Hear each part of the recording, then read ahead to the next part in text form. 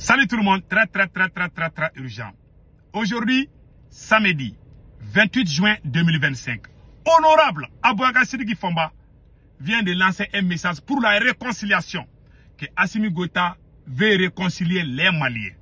Je répète encore, que Assimi Goïta veut que tous les Maliens soient réconciliés. On l'écoute et après, on va dire ce qu'on a à dire. Écoutons honorable Aboubacar Sidiki Fomba.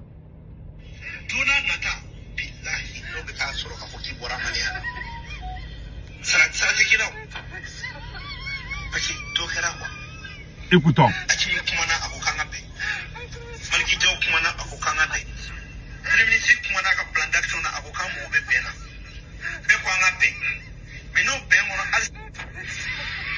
Donc, vous avez entendu?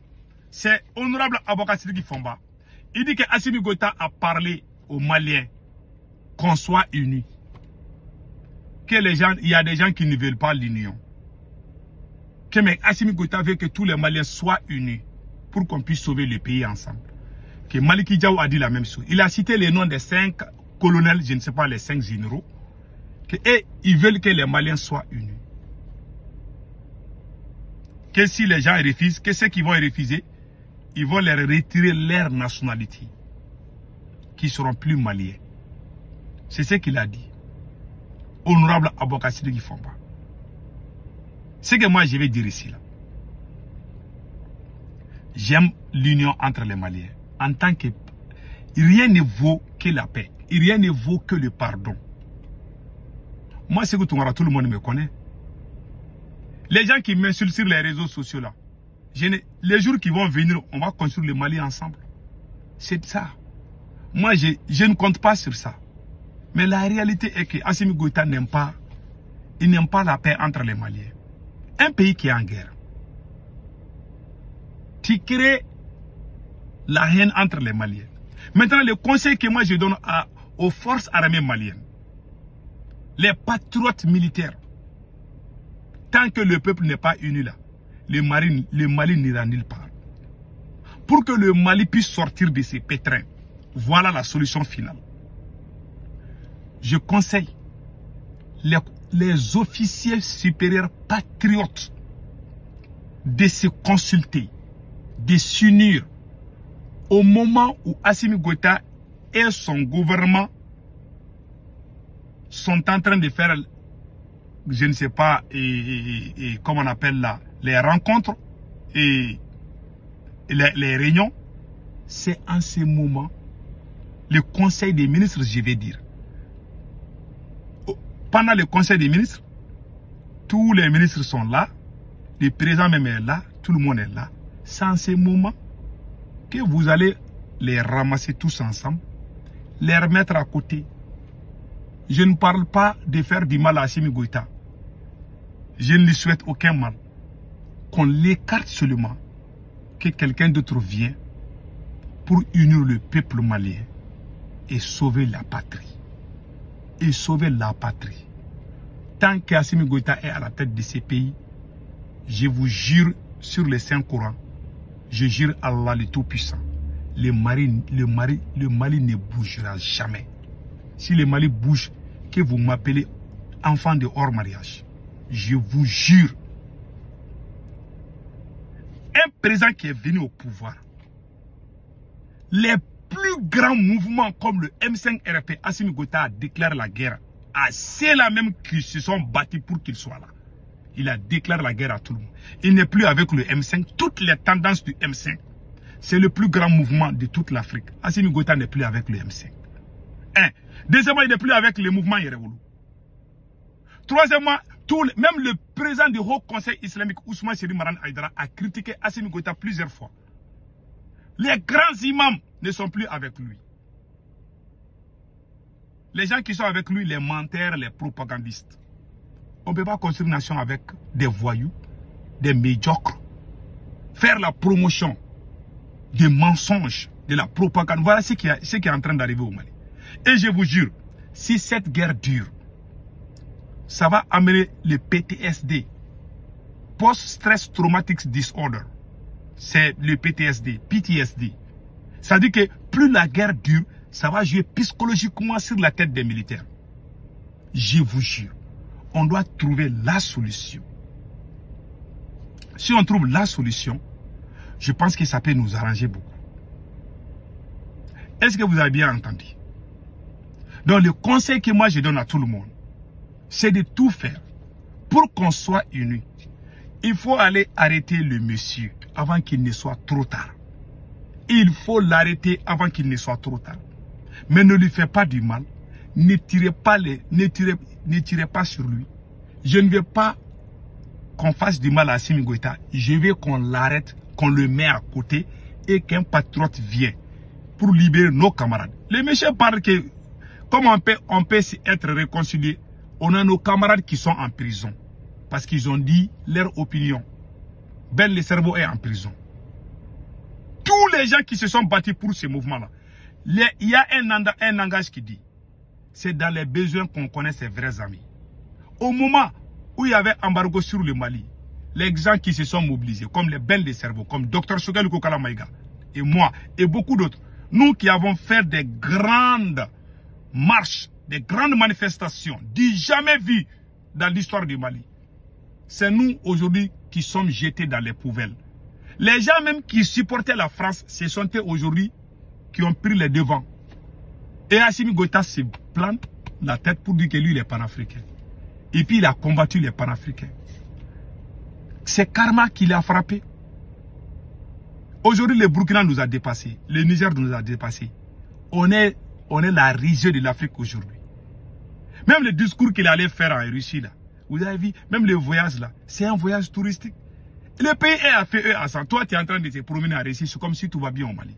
Pendant que les plus grands camps militaires sont attaqués par les terroristes.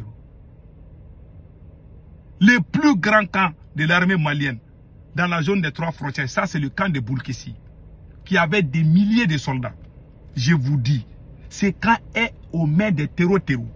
C'est ce camp, le dernier camp militaire entre le Mali et le Burkina Faso. Le dernier camp militaire entre le Mali et le Niger est aux mains des terroristes aujourd'hui.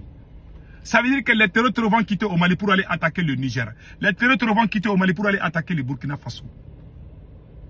Le camp de Boulkessi. C'est un lieu stratégique. C'est un tournant stratégique.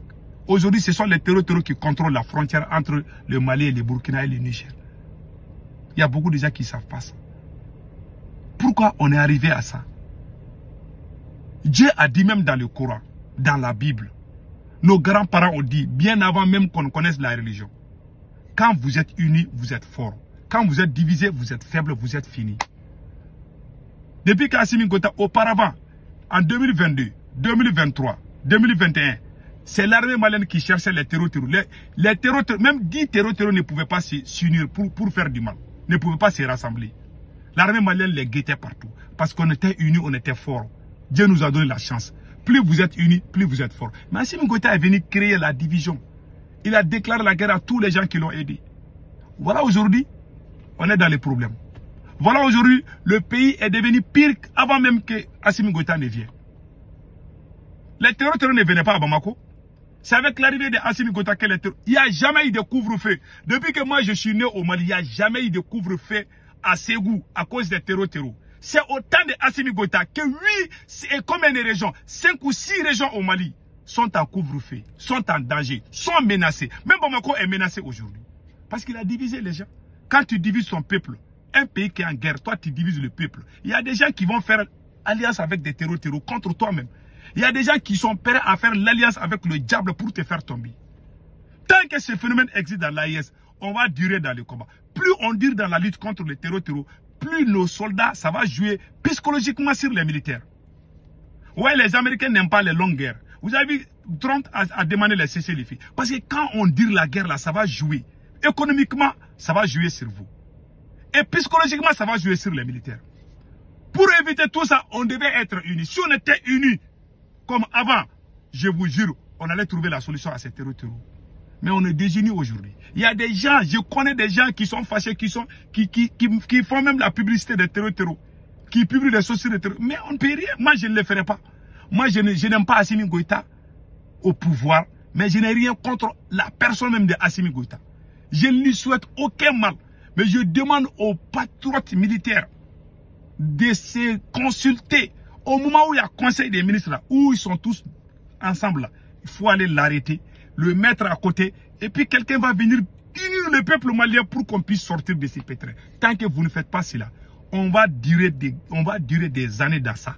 Et Assimi Goïta, au moment où vous vous rendez compte, ça va être trop tard parce que le peuple va se lever contre vous. Même Assimi Goïta est parti en Russie. Voilà un discours honteux qu'il a dit. Écoutez, Assimi Goïta, un président qui dit que je vais vous donner l'argent. Il dit à la communauté malienne, hein, bon, je vais vous donner quelques sommes d'argent.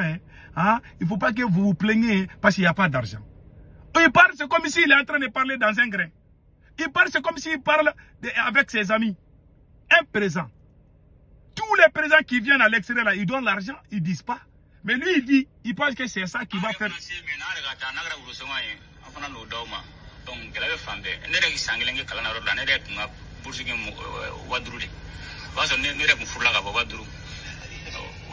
Voilà, regarde, voilà un président qui parle comme ça. On dirait que quand nous on avait 15 ans là, hein, quand on cherchait les margouillas là, c'est comme ça on discutait, on s'asseyait. Il ne sait même pas parler. Bon, je vais vous donner quelques sommes d'argent, hein. Il ne faut pas que vous vous plaignez. Un président qui parle comme ça. Mais si tu donnes, il faut te cacher pour le faire. Pourquoi tu dis publiquement que tu vas donner l'argent aux gens? Maintenant, quand il va quitter là, ces gens-là vont commencer à se soupçonner les uns contre les autres. Ah, le président dit qu'il va donner l'argent. Tu ne devais même pas dire. Moi, je suis aux États-Unis plus de 20 ans. Tous les présidents qui viennent aux États-Unis, ils donnent l'enveloppe à la communauté malienne. Lui, Assimi Goïta a rencontré la communauté malienne en Russie. Et voilà ce qu'il a dit publiquement. Je vais vous donner l'argent, vous allez distribuer entre vous. Maintenant, lui, il va quitter. Les gens vont se dire, ah, le président a dit qu'il va donner l'argent. Les gens vont se dire, il y a combien de personnes? Mais tu donnes à la communauté, puis tu pars. Toi-même, tu ne dois même pas parler de ça. Voilà, il est mal conseillé. Je vous dis, ce monsieur-là ne connaît même pas comment on gère un pays. Il est rancunier. Et puis, quand il est rancunier, quand il a mis Boubé Maïga en prison, il a juré que les gars ne vont pas sortir vivants. Les gars est mort en prison.